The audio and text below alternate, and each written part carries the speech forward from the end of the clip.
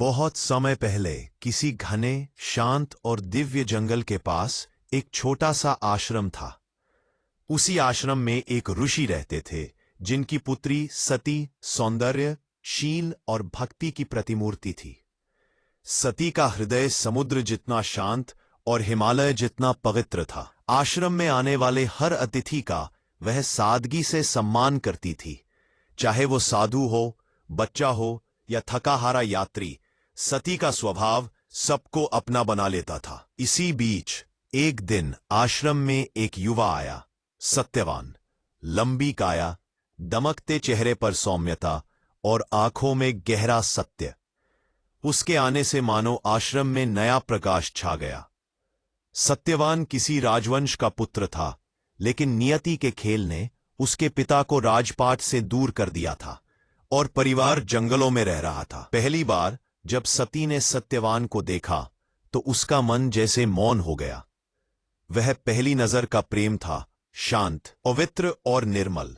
सत्यवान भी सती के सहज स्वभाव व त्याग से प्रभावित हुए बिना न रह सका। कई दिनों तक सत्यवान ऋषि के आश्रम में रहा और सती के साथ उसका परिचय धीरे धीरे गहन होता गया। दोनों के मन जुड़ चुके थे, परंतु दोनों ही प्रेम को शब्दों में व्यक्त नहीं करते थे। एक दिन ऋषि को अचानक ध्यान में भविष्य का संकेत मिला। उन्होंने देखा कि सत्यवान के जीवन में एक भयंकर सत्य छिपा है। सत्यवान मात्र 1 वर्ष का जीवन शेष रखता है। ऋषि व्यथित हो उठे।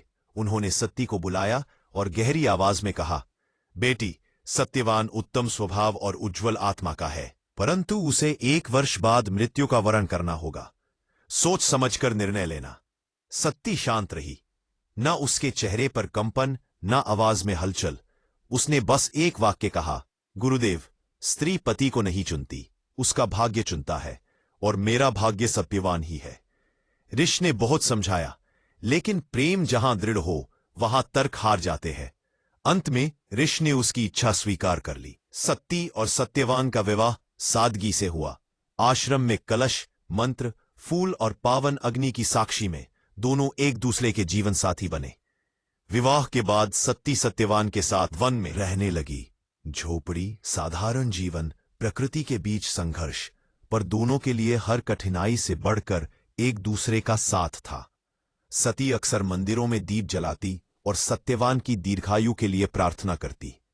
वो जानती थी कि भविष्य कठिन है, लेकिन उसका विश्वास उससे कहीं अधिक मजबूत था।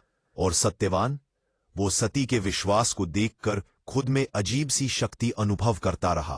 वो अंतिम दिन, समय निर्दय था, और एक दिन वो सुबह आ गई जिसे ऋषि ने अपने ध्यान में देखा था। सत्यवान ने सती से कहा, आज मैं लकड़ियां काटने जंगल जाऊंगा, मेरे साथ चलोगी? सती उसकी आंखों में मृत्यु की छाया पहचान चुकी थी, फिर भी मुस्कुराकर बोली, जहां पति है वही पत्नी का संसार है, मैं तुम्हारे साथ चलूंगी। जंगल शांत था, पक्षियों की आवाजें गूंज रही थी। सत्यवान लकड़ियां काटता रहा और अचानक उसके हाथों से कुल्हाड़ी गिर गई। सिर चकराया और वह सती की गोद में लेट गया। सती ने उसका सिर संभाला और धीमी आवाज में बोली, कुछ नहीं होगा सत्यवान, मैं यहीं हूं। परंतु सत्यवान की आंखें धीरे धीरे बंद होने लगीं, और तभी जंगल में एक दिव्य प्रकाश उतरा। यमराज प्रकट हुए। उन्होंने कहा, सत्यवान का समय पूर्ण हुआ, मुझे उसका प्राण ले जाने होंगे। सती का अमर साहस।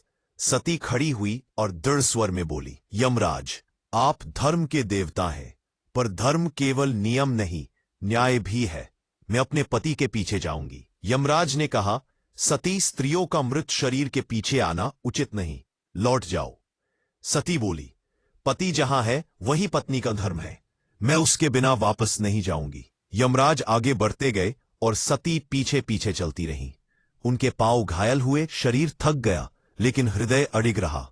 यमराज ने प्रभावित होकर कहा, मैं तुम्हें वरदान देता हूं, तुम्हारे पिता को कभी धन की कमी न होगी। सती ने हाथ जोड़े, आभार, पर मैं तब तक वापस नहीं जाऊंगी जब तक मेरा सत्यवान मेरे पास न लौटे। कुछ दूरी और चली, और वरदान, तुम्हें पुत्र होगा जो वीर और ज्ञानी होगा। सती बोली, कृतज्ञ हूं, पर पति के बिना सारे वरदान अधूरे हैं। यमराज की आंखें नम होने लगी। ऐसी भक्ति दुर्लभ थी। अंत में वे बोले, सती, आज से तुम्हारा नाम सावित्री इतिहास में अमर रहेगा। तुम्हारा प्रेम मृत्यु पर विजय पा चुका है। उन्होंने सत्यवान को जीवन लौटा दिया। पुनर्मिलन, प्रेम की जीत। सूरज की किरणों में प्रकाश गहरा हो रहा था। सत्यवान ने आंखें खोली। उसके सिर पर सती का हाथ था। उसने आश्चर्य से कहा, सती, मैं जिंदा हूं? सती मुस्कुराई, हाँ सत्यवान, क्योंकि प्रेम झुकता नहीं, लड़ता है। दोनों लौटकर अपने आश्रम पहुंचे।